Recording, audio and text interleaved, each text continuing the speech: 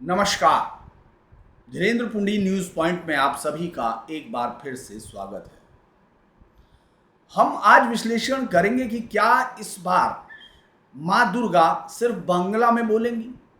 बंगाल में लगने वाले सभी जो दुर्गा पंडाल हैं उनकी थीम बंगाली भाषा होगी और हिंदी के गाने भी नहीं, सिर्फ बांग्ला गाने हो सकते हैं। इस सब पर आखिर ममता बनर्जी जो अभी तक हर तरह से बीजेपी से इस चुनावी लड़ाई में आगे दिख रही हैं, क्या उनको ज़मीनी हकीकत पर कुछ ऐसा दिख रहा है कि उनका जो सत्ता की तरफ सहज प्रयाण है वो कमज़ोर हो सकता है? क्या उनको कोई विरोध दिख रहा है जिसके चलते वो भाषा के मुद्दे को इस लेवल पर ले जाना चाहती हैं, इमोशनल लेवल पर लाकर उसको, चाहे उससे कितना ही नुकसान हो उससे उनको कोई मतलब नहीं, वो सिर्फ चुनावी फायदे यानी 2026 के चुनाव में जीत की तरफ देख रही हैं? इस पर हम विश्लेषण करेंगे कि भाषा को लेकर बंगाल में अब तक क्या क्या होता रहा है।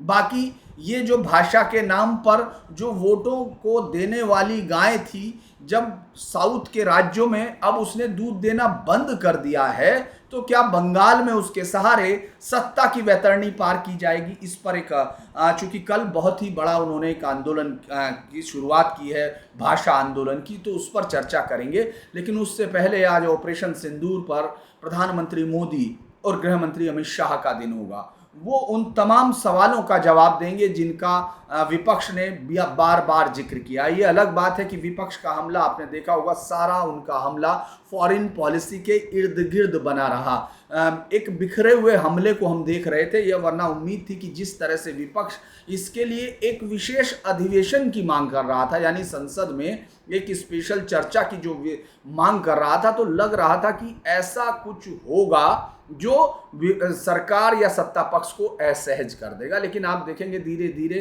सवाल सिर्फ वहीं घिर रहे हैं। वो चूंकि 26 बार बोल चुके थे जो ट्रंप के बयानों को लेकर कि 26 बार उन्होंने मध्यस्थता का दावा किया, भारत के प्रधानमंत्री ने उनको सीधा झूठा क्यों नहीं कहा, और चूंकि डोनाल्ड ये कह रहा है इसलिए मैकडोनाल्ड बंद कर दो। इस तरह की चीज़ों के साथ हम लोगों ने देखा कि ये सारा जो पूरा इस समय विपक्ष का हमला था वो इर्द गिर्द ही रहा। आज जो है एक जो केंद्रीय गृह मंत्री हो सकता है कि अमित शाह, अगर ये सब कुछ सही चला, क्योंकि अगर जो स्पेशल इंटेंसिव रिवीजन जो मतदाता सूची का बिहार का है, जिसको अब इस पूरे बम के फुस होने के बाद विपक्ष अपने लिए अब एकमात्र विरोध का जरिया मान रहा है, जिसके सहारे वो बिहार के वोटों में अपनी कोई गुंजाइश देख रहा है। तो अगर उस पर विरोध प्रदर्शन नहीं हुआ तो आज अमित शाह दोपहर में 12 से 1 तक लोकसभा में बोलेंगे और उन तमाम सवालों का जवाब देंगे। क्योंकि कल वो जरा सी देर के लिए ही उठे, कुछ सेकंड के लिए, और उन्होंने ये साफ कर दिया कि वो एक एक गलती जो गलत सवाल हैं उन सबके जवाब देंगे, क्योंकि नोट कर रहे हैं। और प्रधानमंत्री नरेंद्र मोदी एक समापन भाषण शाम को देंगे इस पर, तो वो उस सबको जो भी अमित शाह के हमलों में या उनके तर्कश के तीर से जो निशाने चूक जाएंगे उनका जवाब शायद प्रधानमंत्री मोदी दें। चूंकि अगर बहुत ही न्यूट्रल तरीके से इस पूरी बहस को देखा जाए तो पूरी बहस में विपक्ष जो है घेरने में नाकामयाब रहा, जबकि राजनाथ सिंह की जो शुरुआत थी वो बहुत सदी हुई शुरुआत नहीं थी। इसके बावजूद भी उन्होंने विपक्ष अपने आप को, क्योंकि उनके पास नए सवालों की गुंजाइश कम थी, वो एक रिटोरिक को लेने की कोशिश कर रहे थे। और जब पहलगाम से ये खबर आ गई तो एक सांसद ने जिस तरह का सवाल किया, मुझे लगा वो बहुत ही बचकाना किस्म का था, जिसमें उन्होंने कहा कि क्या इंतज़ार किया जा रहा था विशेष सत्र का ताकि उन तीनों को मारा जा सके। ये एक बड़ा ही मतलब मुझे लगता है कि बहुत ही अजीब किस्म का सवाल था। लेकिन विपक्ष से या आजकल राजनेताओं से इस तरह के सवालों की हम लोग कोई मतलब बहुत आश्चर्य नहीं होता अगर इसका होगा। अब आज से राज्यसभा में भी इसकी ऑपरेशन सिंदूर की चर्चा शुरू होगी। तो जिस तरह के हमले हमने देखे हैं, सिर्फ भाषाई कुछ चमत्कार आपको दिख सकता है, लेकिन कोई नया सवाल आपको नहीं दिखाई देगा।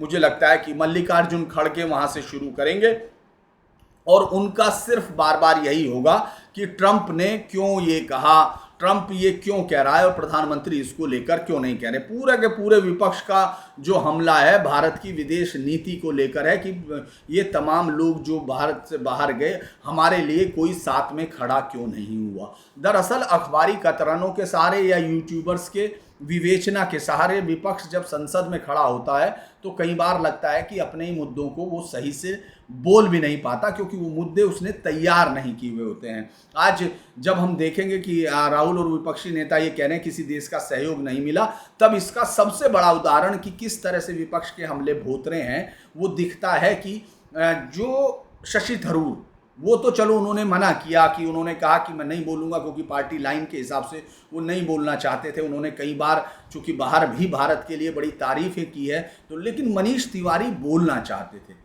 मनीष तिवारी को बोलने नहीं दिया गया। एक तीसरे अमर सिंह जो भी सांसद उसमें गए थे उसका भी नाम नहीं था वक्ताओं में।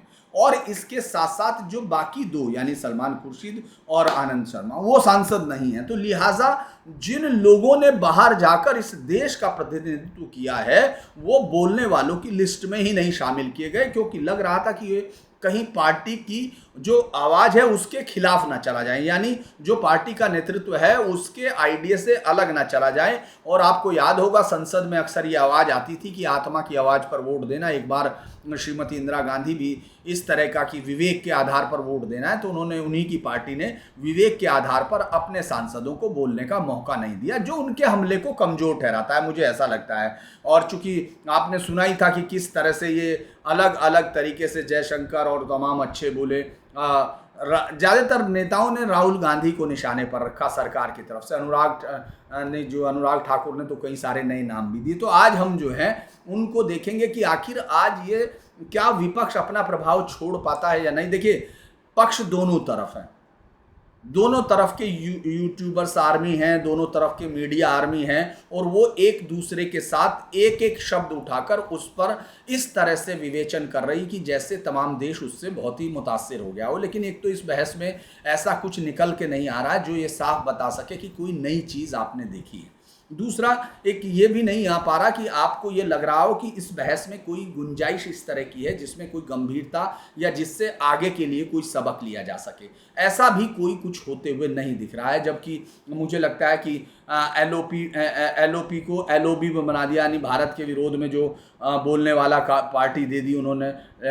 इसको जो एक लीडर ऑफ अपोजिशन भारत वाला जो एक नया नारा उन्होंने दिया है, ये सब चीज़ें हैं। लेकिन ये सब चीज़ें बहुत ज़्यादा इम्पैक्ट लंबे समय तक अदा नहीं रहेगा। तो इस संसद के सेशन को जिसका हम इंतज़ार कर रहे थे कि वहाँ ऑपरेशन सिंदूर और पहलगाम पर कुछ नीतिगत चीज़ें दिखाई देंगी या कुछ ऐसे सवाल दिखाई देंगे जिससे जनता को लगे कि हाँ कहीं कुछ हुआ है, मुझे लगता है कि वो कुछ हासिल होता हुआ नहीं दिख रहा। लेकिन चलिए अभी इंतज़ार करते हैं आज पीएम और गृह मंत्री क्या बोलते हैं और उसका क्या अर्थ होता है। लेकिन हम चलते हैं कि क्या माँ दुर्गा इस बार जो है सिर्फ बांग्ला में बोलेंगी, इस पर बातचीत करते हैं, क्योंकि ये बड़ा दिलचस्प सवाल है।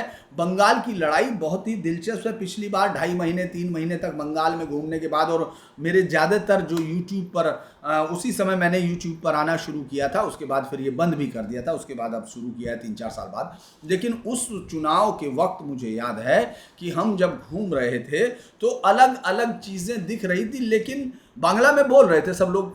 काफ़ी वहाँ बांग्ला भाषा को लेकर एक चूँकि सभी का अपनी मातृभाषा से एक लगाव होता है, उस तरह का दिखता है। लेकिन एक गर्वोन्मत्त भाव जो दूसरी तमाम भाषाओं को अपने नीचे समझे, उस तरह का भाव भी आपको वहाँ बहुत सारे लोगों में दिखाई देता था। ये कोई वो नहीं उनको भाषा को लेकर कि यही भाषा ज्ञान की भाषा है, ये जो भी कहेगा मुझे लगता है कि वो एक तरह से ना तो भाषा को जानता है, ना ही वो बाकी चीज़ों को, अपनी भाषा ना किसी दूसरी भाषा के बारे में वो कुछ जानता है। लेकिन इस बार ममता बनर्जी, जिनको जो कवित्री भी हैं, जो लंबे समय से सड़क पर भी लड़ी हैं, उन्होंने इस मुद्दे को इतना आखिर क्यों उठा लिया है, इस पर अगर हम लोग देखना चाहते हैं तो कल उस खबर से शुरू करते हैं। नवरात्रि तो सितंबर में है, लेकिन अभी से जो पश्चिम बंगाल के पूजा पंडालों की तैयारी चल रही है, उनकी अपनी थीम, चूंकि हर बार आपने देखा होगा समाचारों में और तमाम मीडिया पर उनकी थीम क्या होती है और उनकी सजावट किसके चलते होती है, पूरी दुनिया का एक इंटरेस्ट बना रहता है। क्योंकि जैसे गणेश पूजा पर आपने देखा होगा, गणेश उस पर महाराष्ट्र में जिस तरह से अलग अलग गणेश अलग अलग अंदाज पे और उससे मैसेज भी दिए जाते हैं, वो सब करते हैं। उसी तरह से दुर्गा पंडाल भी उस समय इससे माना जाता है कि इस बार जनता के दिमाग में क्या है और नेता उसको किस तरह देखना चाहते हैं, क्योंकि सारे पंडालों का वहाँ दुर्गा पूजा के वक्त सरकार की तरफ से जो अनुदान दिए जाते हैं, तो लिहाजा उन कमेटियों में भी उनके लोग काफ़ी होते हैं। अब इस बार, क्योंकि इस बार पंडालों पे बंगाली भाषा के आंदोलन की झलक नजर आएगी। कल से बंगाली भाषा का आंदोलन शुरू कर दिया, जिसको ममता बनर्जी ने बड़े जोर शोर से अपने कुछ दिन पहले शहीद आंदोलन में कहा था। और उन्होंने सीधा जो ये आंदोलन है ये बता रहा है कि अप्रैल मई के चुनाव में तृणमूल चीफ मुख्यमंत्री ममता बनर्जी बंगाली भाषा और अस्मिता, चूंकि अस्मिता हर बार माँ माटी मानुष के साथ ही आपने सुना था कि वो किस तरह से उस अस्मिता की ही लड़ाई लड़ी गई थी और उसी से वो आंदोलन किया था। लेकिन सोमवार से जब जो भाषा आंदोलन की बोलपुर से शुरू किए, टैगोर साहब के वो इलाका, वो कहा जाता है कि उनका प्रभाव क्षेत्र भी था, वहाँ से उनका शुरू हुआ, जो जिस तरह से उनकी यात्रा है वो शुरू हुई, तो वहाँ से उन्होंने एक प्रतीकात्मक तौर पर, चूँकि बंगाली भाषी जो भी जन समुदाय है उसमें रविंद्रनाथ टैगोर जो हैं बहुत ही ज़्यादा उनके दिल से छूते हैं, तो वो उनके साथ वहाँ से प्रतीक के साथ शुरू की। 3 किलोमीटर लंबी रैली निकाली और उन्होंने जो एक बड़ा वो किया, आप इसको ये समझने की ज़रूरत है कि आखिर वो इस लेवल पर क्यों जा रही हैं। क्योंकि ममता बनर्जी अगर आज की डेट में देखें, जिस तरह से बीजेपी की बिखरी हुई लीडरशिप बंगाल में दिखाई देती है, वो एक मत नहीं है। जब से बंगाल के अध्यक्ष को नया चुना गया तब से वो और थोड़ी बिखरी हुई दिख रही है। शुभेंदु भी अब आपको शांत दिख रहे हैं अलग अलग चीज़ों पर। हो सकता है जो बंगाल के कुछ लोग जो देखते हैं इसमें, वो सही कई बार हमारे YouTube पर सवाल भी करते हैं, लेकिन मैं ये बता दूं कि वो वहाँ जिस चीज़ को देख रहे हैं, जो छोटे छोटे अखबारों की खबरें देख रहे हैं, जो वहाँ चल रहा है, वो जब दिल्ली तक पहुँचता है वो उसी स्थिति में पहुँचता है जब उसका इम्पैक्ट बाकी देश को भी फील हो। तो मैं ये कहूँगा कि वहाँ बीजेपी के अंदर इस वक्त जो टूटन की स्थिति दिख रही है उसमें तो ममता बनर्जी मजबूत है। तो वो इस तरह के बयान दे रही हैं, वो किस लिए दे रही हैं, ये बहुत ही इंपॉर्टेंट है। क्योंकि उन्होंने बाहरी राज्यों में रहने वाले बंगाल के प्रवासी मजदूर लौट आए, हम उन्हें ट्रेन से लाएंगे, हम उन्हें रोजगार देंगे।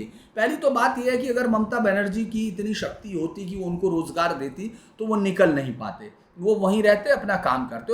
और सिर्फ वो रोजगार सिर्फ वहीं नहीं है, मैं मेरठ उधर के इलाकों में खूब जानता हूँ, जो इस समय जो वहाँ का सोना बाजार है, जौहरी बाजार हैं, जिसे सर्राफा बोला जाता है आम भाषा में, अगर आप वहाँ जाकर देखेंगे तो जो ज़्यादातर जो मजदूर हैं, जो कारीगर हैं, जो शिल्पी हैं, वो बंगाल से आते हैं। ये बात भी मुझे तब मैं एक बार, चूँकि सोने पर हम लोग एक खबर कर रहे थे उस समय, सोने की नकली ईंटें और वो सब चीज़ें जिस तरह भी, तो उस दौरान ये बात समझ में आई थी कि इधर नॉर्दर्न इंडिया के ज़्यादातर जो वो सर्राफा में काम करने वाले कारीगर हैं वो बंगाल से निकलते हैं, तो वो इसका रोजगार उनको वहाँ कैसे दे सकती। मतलब बहुत सारी चीज़ें हैं जिनका मैं सीधे तौर पर कहूँ तो वो ये सिर्फ एक राजनीतिक चाल ज़्यादा है। वो इस इशू को या बंगाल को पूरे देश से अलग दिखाना चाहती है। उनको लगता है कि बीजेपी नहीं, ये एक दूसरा देश है जिसमें बंगाल के ऊपर अत्याचार हो रहे हैं। ये एक बहुत बड़ी एक जो आगे की राजनीति है, हो सकता है उससे खतरा कितना बड़ा हो, इससे वो आकलन कर नहीं रही होंगी, ये तो नहीं मैं मानता, क्योंकि वो तो ये भी आकलन करती हैं उनकी पेंटिंग कितने में बिक रही है, उनकी किताबें कहाँ हैं, वो सब चीज़ें करती हैं। तो उन्होंने यहाँ से कल भाषा आंदोलन की शुरुआत हुई और इसमें 24 बड़े पंडाल हैं जो ज़्यादातर तृणमूल समर्थक है। मैं कलकत्ता की बात कर रहा हूँ, कोलकाता जिसके कहते हैं। ज़्यादातर में बंगाई हाट इलाके में जो बहुत बड़ा है बंधु महल क्लब, अश्वनी नगर बंधु महल क्लब, उसके लोगों का कहना यह है कि इस बार हम बंगाली भाषा को थीम बना रहे हैं। पिछली बार बारोबारी यानी पारंपरिक पूजा की थीम थी, इसमें जो बंगाल की भाषाई विरासत दिखाई जाएगी। एक दूसरी समिति है, उसने भी बांग्ला भाषा को, उसमें भी जो अध्यक्ष है उसके वो तृणमूल पार्षद हैं। पहले वाले में बंगाली वो तृणमूल समर्थित पंडाल है, उसके आदमी उसके अध्यक्ष हैं, दूसरे में भी वही है। और उन्होंने कहा हाल के दिनों में जो घटनाएं बंगालियों के साथ हुई, हमने ये थीम चुनी है, बांग्ला भाषा की विरासत से सब पंडाल सजा रहे हैं। और उसके बाद जहां सबसे ज़्यादा है श्रीभूमि स्पोर्टिंग क्लब है, जहां सबसे ज़्यादा भीड़ रहती है, वहां हर बार आप पूरे देश की अलग अलग जो आधुनिक इमारतें थी उनको लेकर थीम बनाई जाती थी। लेकिन इस बार उन्होंने बांग्ला भाषियों का इतिहास दिखाने का फैसला किया, क्योंकि इसमें जो सरकार के मंत्री सुजीत बोस हैं वो इसके सर्वे सर्वा हैं। इसी तरह से पिछले साल यहाँ तिरुपति मंदिर की थीम थी, इसको इस बार हटा के उन्होंने बांग्ला भाषा की थीम से बदल दिया है। और कई सारे क्लब हैं जिन्होंने, पिछली बार त्रिदेव थे वहाँ, इस बार थीम बंगालियों के इतिहास पर है। ये भी वहाँ से टीएमसी से रिलेटेड है। और जो पार्थ गांगुल हैं उन्होंने कहा कि इस समय बंगाल और उसकी अस्मिता सबसे बड़ा मुद्दा है, इसलिए हमारी थीम यही है और इसका राजनीति से कोई लेना देना नहीं आता। ये तो सिर्फ शुरुआत है, चूंकि जिस तरह से ममता बनर्जी ने इस आंदोलन को अब अपनी लड़ाई के लिए माना है, मुझे लगता है कि ये काफ़ी बड़ी जो चुनावी लड़ाई है उसकी तरफ इशारा करता है, जहां ममता बनर्जी जीत की तरफ दिख रही हैं, लेकिन वो ये इशारा बताता है कि कहीं ना कहीं जो बीजेपी का मनोबल भले ही टूटा हुआ हो, लेकिन जो लोग उनको वोट देना चाहते हैं और जिनके पास ये विकल्प नहीं है कि वो तृणमूल के साथ हो सकते हैं, जो तृणमूल के विरोध में हैं, कहीं उनकी ताकत बढ़ तो नहीं रही है। ये बात इस इतने ज़्यादा दबाव देने पर आती है, क्योंकि ममता बनर्जी के कल सांसद जब कल्याण बनर्जी बोल रहे थे, आप देख रहे थे उनके शब्दों में लगातार इतना जो व्यंग्य था, वो व्यंग्य से ज़्यादा एक और लेवल पर जाकर प्रधानमंत्री मोदी पर हमला बोल रहे थे। इसी के साथ साथ आपको मालूम है महुआ मोत्रा जो है उसके खिलाफ पैसे लेके सवाल पूछने वाला जो जांच चल रही थी इससे पिछले चुनाव में, जब वो पिछली बार चुन के आई थी तो उन पर आरोप लगाया था निशिकांत दुबे ने, तो उसकी जांच सीबीआई लोकपाल के कहने पे की थी। वो जांच दे दी गई है और उस जांच में ये उम्मीद है कि उनके खिलाफ कोई ज़रूर है, क्योंकि सांसद के नाते जो लॉगिन मिली थी वो उन्होंने अपने सहयोगी जो उनके साथ थे, फिर बाद में उनसे व्यापारी जिनके साथ उनके विरोध हुए हीरा नंदानी, वो जो है लॉगिन और आईडी पासवर्ड शेयर किया था, उसकी भी जा चुकी है जांच।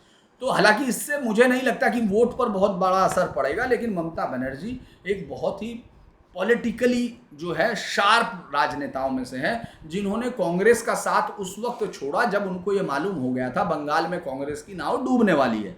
उसके बाद उन्होंने एनडीए के साथ भी सहयोग करा और एनडीए को तब छोड़ा जब वो समझ गई कि उनके राज्य में एनडीए की कोई भूमिका उस वक्त नहीं है। उसके बाद उन्होंने अकेले लड़ना शुरू किया जब वो समझ गई कि अब वो जीत के लिए खड़ी हैं। और उसके बाद बीजेपी ने जब वहाँ जीत की तरफ उम्मीद की, 2019 के चुनाव थे, उस चुनाव ने बीजेपी को उस राज्य में एक सत्ता की तरफ बढ़ती हुई पार्टी दिखाया, तो उस समय ममता बनर्जी ने एक बड़ी लड़ाई लड़ी और उन्होंने उस इशू को उठा लिया। तो ये तो कहा जा सकता है उनका सबसे बड़ी ताकत तुष्टीकरण हमको अब दिखाई दे रहा है, क्योंकि लंबे समय से उन्होंने उसको पल्लवित पोषित और अपने उस समुदाय को धीरे धीरे केटर किया। वो आपने देखा होगा टीपू सुल्तान मस्जिद हुआ करते थे, जो मुख्य मस्जिद है वहाँ कोलकाता की, उसके इमाम को कितनी ताकत शुरुआत में दी गई। धीरे धीरे अलग अलग जगह से उन्होंने फुरफुरा शरीफ के जो पहले इससे जो अभी युवा हैं उससे पहले उसके फादर और जो लोग थे, उन लोगों के साथ जिस तरह के रिश्ते बनाए और धीरे धीरे मुस्लिम वोटर्स को ये यकीन दिलाया कि अगर वहाँ बीजेपी की ताकत, चूंकि बीजेपी की ताकत वहाँ उस समय नहीं थी, बीजेपी तो अभी बढ़ते हुए हम देख रहे हैं, तो उस समय अगर बीजेपी की ताकत वहाँ उनको रोक सकता है तो वो सिर्फ ममता बनर्जी हैं। और उसके साथ धीरे धीरे कि दुर्गा पूजा को, अगर दुर्गा के जुलूस को रोका जा सकता है, मुहर्रम के जाने दिया जा सकता है, बहुत सारी चीज़ें उन्होंने धीरे धीरे की और एक ऐसा वोट बैंक तैयार कर लिया जो राज्य की आबादी का लगभग 30% है। उसके पास कोई विकल्प नहीं है, ना वो कांग्रेस जाता है।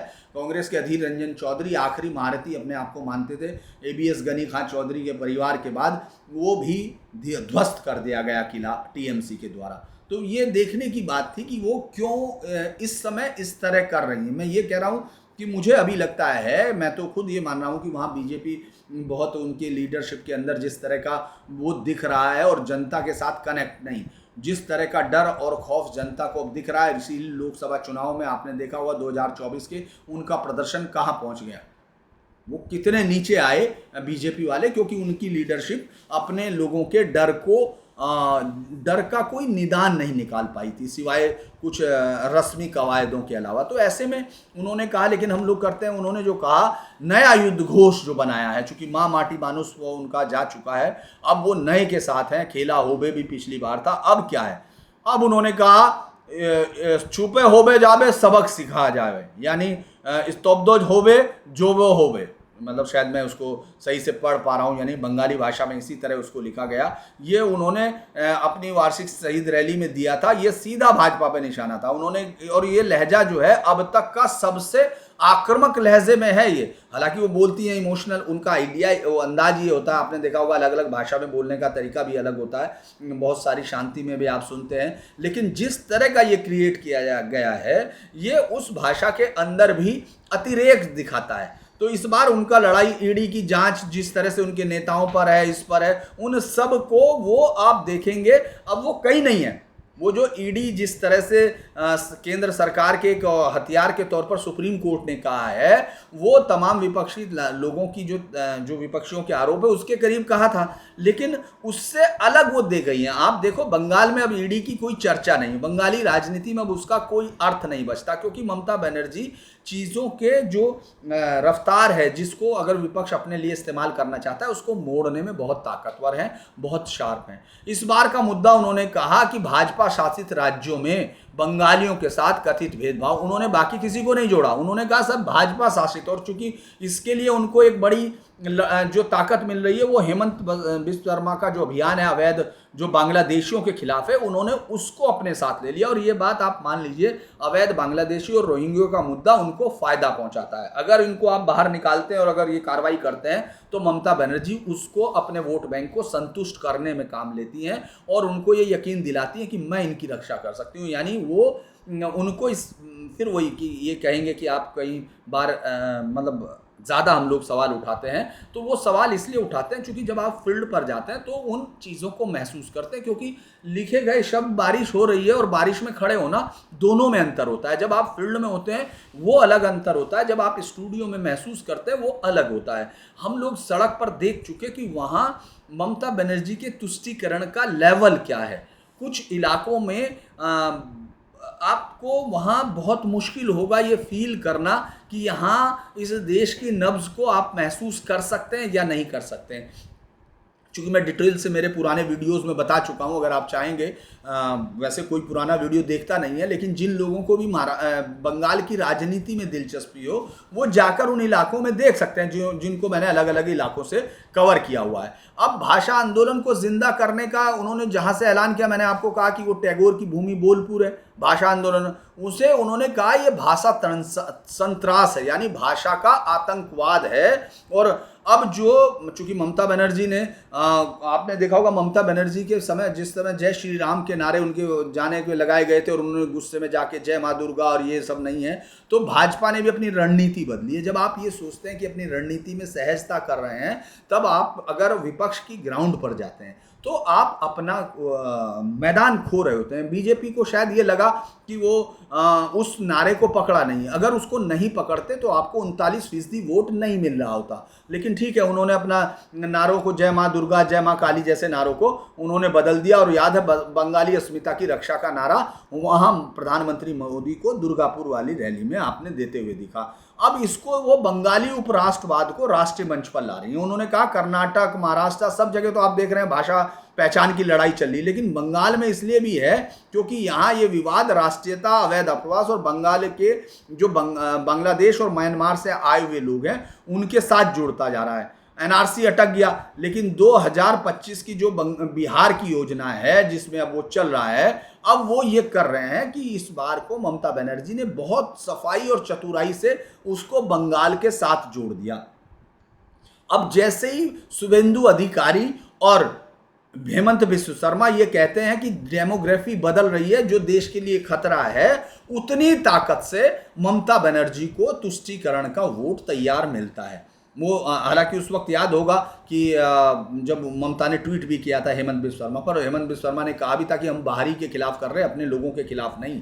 लेकिन जो बंगाली लोगों को बोलने का, सिर्फ बंगाली बोलने वालों को निशाना बनाया जा रहा है, ये जो बात है इसको वो बहुत जोर शोर से उठा रही हैं। वो ये तक कह रहे हैं कि सिर्फ मुसलमान नहीं है, मतलब उसको बंगाल के साथ जोड़ने के लिए उन्होंने बहुत सारे उसमें कहे हैं कि सिर्फ इसमें बंगाली मुसलमान नहीं, इसमें बंगाली हिंदू भी हैं। चूंकि 1.5 करोड़ लोग अन्य राज्यों में बंगाल में काम कर सकते हैं जो दूसरे राज्यों के, तो 21 लाख बंगाली मजदूर जो दूसरे राज्यों में काम कर रहे हैं उन्हें क्यों सताया जा रहा है। उन्होंने कुछ उदाहरण भी दिए कि 447 में से 403 लोगों से उड़ीसा में एनआरसी की जांच की, इसी तरह की घटनाएं एनसीआर में हुई हैं, महाराष्ट्र में मथुआ समुदाय, असम में राजवंशी समुदाय को नोटिस मिले हैं। ये कहने की बात उसको वो राजनीतिक तौर पर भुना रही हैं। चूंकि राजवंशी और मथुआ ये सब आपको याद होगा जिस तरह से प्रधानमंत्री मोदी लगातार लगे रहे थे पिछली बार भी, क्योंकि राजवंशियों की संख्या लगभग 40 लाख, मथुआ की 70 लाख माने जाती है, और सीए के चलते इनको पक्ष में किया था। और 2021 के जो चुनाव में 68 में से 32 एससी सीटें जीत ली थी। ये एक बहुत बड़ी ताकत थी जो बीजेपी को पिछली बार मिली थी। लेकिन बीजेपी को अगर 2026 में जीतना है तो इसी वो लोगों के अंदर डर जो क्रिएट कर रही है टीएमसी की, अब बाहर हिंदू सुरक्षित नहीं है। अब वो तो ये अगर जरा सा भी, चूंकि ज्यादातर लोगों का रिश्ता जो बाहर मजदूरी करते हैं, जो करते हैं, उनके साथ है, इसीलिए भाजपा को वो एक राजनीतिक जाल में डाल रही है। रोहिंग्या के मुद्दे को उन्होंने पहले ही कह दिया कि साहब भारत में 11 लाख रोहिंग्या वो है, जबकि उनकी पूरी अनुमानित संख्या 2018 में 40,000 थी। तो ये कौन से रोहिंग्या हैं? उन्होंने कहा ये तो रोहिंग्या वो नहीं है जो बंगाली में बात करते हैं, ये तो हिंदी अंग्रेजी में बात करते हैं। ये वहां जाकर मुझे लगता है कि इसको देखें तो बंगाली हिंदू और मुसलमानों को बीजेपी के लोगों ने कहा है कि भाई बंगाली के मजदूरों को या उनको परेशान ना किया जाए, उनको आई कार्ड रखने पे मजबूर किया जा रहा, वोटिंग कार्ड, वो ना किया जाए। लेकिन जो घुसपैठ का मुद्दा है वो एक ऐसा मुद्दा है, असम में वो मुद्दा बीजेपी को जीत की तरफ ले जाने की तरफ है, दूसरी तरफ वही मुद्दा बंगाल में उनको बहुत असहज कर रहा है। इसलिए बीजेपी के लिए तो ये और फाइन बैलेंसिंग पर चलने की जरूरत है, इसीलिए टीएमसी को इसमें वो दिख रहा है। टीएमसी जानती है कि बीजेपी का यह असमंजस उसको उसके राज्य में जीत दिला सकता है। बीजेपी इस पर बहुत एग्रेसिव उस राज्य में नहीं हो सकती, क्योंकि वो अगर ये करती है, हालांकि बीजेपी क्या कर रही है कि बस आप दिल्ली में जो बंगाली परिवार रह रहे हैं उनके वीडियो डाल रही है, उनको बताने की कोशिश कर रही है, क्योंकि पूरा का पूरा चित्तरंजन पार्क आपको दिखाई देगा जो दिल्ली की सबसे पॉश कॉलोनियों में से एक है, वो कंप्लीट बंगाली ज़्यादातर उसके अंदर हैं। और वो जो है लगातार उनको बीजेपी कोशिश कर रही कि उनको दिखाकर उसको बचाने की कोशिश करे। लेकिन ममता बनर्जी उन तमाम वीडियोस को, उनकी पार्टी जो अक्सर अलग अलग जगह से घर तोड़े जाने वाले हैं, अब उनको वेरीफाई करना वो करना वो अलग बात है, लेकिन उनको दिखा के इस वोट बैंक को मजबूत कर रही है। गुरुग्राम में 237 बंगाली भाषी लोगों को हिरासत में लिया गया, दिल्ली की जय हिंद कॉलोनी में बिजली और वो काटे जाने के बाद कोर्ट का दिखाया गया। तो इन सब को ममता बनर्जी ने अपने वोटों के लिए वो किया, और उसने कहा कि बंगाल में हरियाणा पुलिस बंगालियों को परेशान कर रही है। पश्चिम बंगाल की जो पुलिस है वो लगातार ऐसे मामलों को लेकर उन पर उनकी मदद करने के लिए लगी। तो वो पूरे के पूरे तरह से ये बताना चाहती हैं कि ये जो बंगाल का है, चूंकि देखिए अब बांग्ला भाषा की अगर हम लोग बात करें कि ये कितनी बड़ी भाषा है, तो उसमें चूंकि इसमें हम लोग बात करते हैं कि ये मुद्दा 2026 के पश्चिम बंगाल विधानसभा में बड़े राजनीतिक हथियार के तौर पर इस्तेमाल होगा। बीरभूम के जिले से बोलपुर से इसकी शुरुआत हो गई। चूंकि बंगाली भाषी और बांग्ला संस्कृति के पर्याय हैं, मैं माफ़ कीजिएगा उसको दोहराऊं क्योंकि कुछ चीज़ें जो इम्पोर्टेंट डाटा है मैं उसको देख रहा था। इसको ममता बनर्जी ने दूसरा भाषा आंदोलन भी कहा है। चूंकि बहुत सारे लोगों को शायद ये मालूम नहीं होगा, 48 से 52 के दौरान जो पूर्वी पाकिस्तान था उसमें बंगाली भाषा को लेकर ही वो मूवमेंट शुरू हुआ था, जिसकी वजह से, और चूंकि जिन्ना ने वहाँ जाके कह दिया था कि उर्दू हमारी भाषा होगी, बंगाली नहीं होगी, बंगाली भाषा का आंदोलन चला था। लेकिन उस आंदोलन की एक सीमा है, ये बात में धीरे धीरे समझने की ज़रूरत थी। लेकिन राजनेताओं को शायद मुझे लगता है सत्ता का मोह इतना ज़बरदस्त होता है कि राष्ट्र की चीज़ें बहुत दूर दिखती हैं, क्योंकि जब कोई कानून आपको रोकने में कामयाब नहीं है, आपके कानून में इस तरह की छूट्स हैं कि आप किस तरह से अपने चुनाव प्रचार में एक ऐसी चीज़ों का इस्तेमाल भी कर सकते हैं जिनके बाद में इम्पैक्ट बहुत लंबे होंगे, जिनके बहुत गहरे इम्पैक्ट होंगे। और चूंकि जिस तरह भाषा विवाद को इस समय तमाम राज्यों में, चूंकि जाति का कार्ड नॉर्दर्न राज्यों में चलता है, जो बाकी स्टेट्स हैं उनमें भाषा के कार्ड को बहुत ज़्यादा बेहतर तरीके से, मसलन एक उदाहरण मैं देता हूँ, अभी एक तमिलनाडु में एक कत्ल को लेकर, ऑनर किलिंग को लेकर बहुत बड़ी बातें की गई कि साहब ऑनर किलिंग कर दी गई। वो एक दलित समुदाय से ताल्लुक़ रखते हैं, जिस लड़के को जो काम करता था उस पर आरोप लगा कि उसको मारा गया है। और ऑनर किलिंग क्या, क्योंकि जिस लड़की के साथ वो बहुत लंबे समय से दोस्ती में था, वो लड़की एमबीए समुदाय की यानी मोस्ट बैकवर्ड कास्ट में आती है, उससे है, तो उसको आप बहुत ज़्यादा एक्सपेंड नहीं कर सकते। आपको भाषा के विवाद को, चूंकि उसमें जातीय का वो जो डिवीज़न है वो भी वो नहीं होता, और भाषा का विवाद ज़्यादा वोट दे सकता है। ये बड़ी बात आपको हाल फिलहाल में साउथ के राज्यों में दिखाई देगी। हालांकि तमिलनाडु इस वोट से बहुत ज़्यादा नहीं, इसीलिए तमिलनाडु किसी और लेवल पर जा रहा है। अब वो हिंदुत्व को सीधे तौर पर उसकी जो पार्टी है डीएमके सत्तारूढ़, वो उसको चैलेंज करती है, गाली देती है या उस सबको अलग दिखाने की कोशिश करती है। यही अनिवार्य परिणति होती है जब आप ऐसे राजनीति को पुष्पित पल्लवित होते हुए देखते हैं। इसको दूसरा आंदोलन इसीलिए कहा जा रहा क्योंकि पाकिस्तान में छात्रों ने अपना बलिदान दिया था। जिन छात्रों ने आज बलिदान दिया, वहां उस समय बलिदान दिया था भाषा के लिए, आज वो सारे छात्र उस बलिदान को वापस ले रहे हैं और शेख मुजीबुर रहमान की मूर्ति पर पेशाब कर रहे हैं, उसकी मूर्तियां तोड़ी जा रही हैं। चूंकि ये समझना बहुत मुश्किल कम से कम ममता बनर्जी को हो रहा होगा कि अल्टीमेटली जो भाषा विवाद के लिए दोनों भाई खड़े होते हैं, जब उद्धव ठाकरे और राज ठाकरे, तो उनके कार्यकर्ताओं की हैसियत और औकात नहीं होती कि वो किसी मुस्लिम मोहल्ले में जा सके। कहा गया और अभी पिटाई हुई है कुछ की, अभी उन्होंने बहुत मारा है मराठी में बोलने पर, उसको लेकर एक लड़के को उसी इलाके में। तो ये बहुत सारी चीज़ें एक लेवल के बाद उनको शायद समझ में आनी बंद हो जाती हैं। वो जानते हैं कि हमारी हर लड़ाई, जैसे समाजवादी पार्टी की आपने लड़ाई देखी कि अगर एक यादव उसकर पिटाई कर दी 2 कथावाचकों की ब्राह्मणों के गांव में, तो अहीर आर्मी एक रेजिमेंट कूद पड़ी उस पर हमला करने के लिए, वो करने के लिए। लेकिन जो डिम्पल यादव हैं, जिस तरह से उनके खिलाफ अभद्र टिप्पणी, जिस तरह की टिप्पणी की कोई उम्मीद नहीं की जा सकती, साजिद रशीदी ने की, मुंह से बोल नहीं फूटा। वो सन्नाटा है, पूरी पार्टी के अंदर सन्नाटा है। उनको समझ में नहीं आ रहा कि इसका जवाब क्या हो, क्योंकि वोट जा सकते हैं। तुष्टीकरण की नीति का यही एक आखिरी वो होता है। तो खैर, मैं इस पर बहुत बड़ी खबर हो सकती है, लेकिन मुझे लगता है कि मैं इस वीडियो को और बहुत ज़्यादा लंबा नहीं बनाना चाहता। तो भाषा को लेकर मैं आपको बताना चाहता हूँ कि इस पर कितने ज़्यादा लोगों पर, चूँकि ये त्रिपुरा में भाषा बड़ी है, आसाम में बहुत सारे लोग हैं और बंगाल में लोग हैं। ये कहा जाता है कि ये दूसरी, अगर हम लोग वैसे देखें, पूरी दुनिया में बोले जाने वाली 6ठी या 7वीं भाषा है।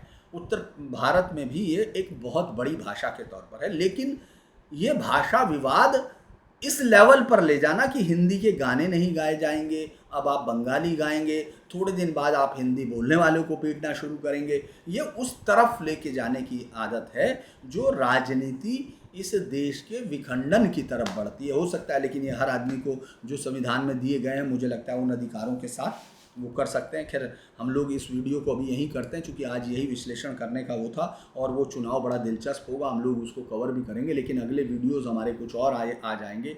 एक गुरु जो हैं आजकल, प्रेमानंद, उन पर भी शुरू हो गया है। इससे पहले आपने अनिरुद्धाचार्य पर देखा।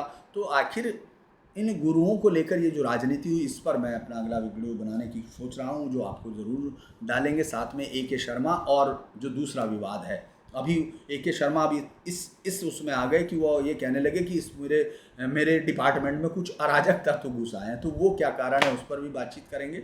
और आपको मैंने फिर कहा कि इस बार कुछ लोगों को शायद वो लिंक नहीं मिलता है, लेकिन धीरेन्द्र डायलॉग को आप देखिए, हमने कुछ और अच्छी कविताएं और आज फिर एक महान कवि जिसको कहते हैं, उनको शेयर करेंगे। तो आपसे अनुरोध है, उनको लाइक कीजिए, सब्सक्राइब कीजिए, शेयर कीजिए, और अगर आप मदद करना चाहते हैं तो आप मेंबर बन सकते हैं। आज के लिए इतना ही, नमस्कार।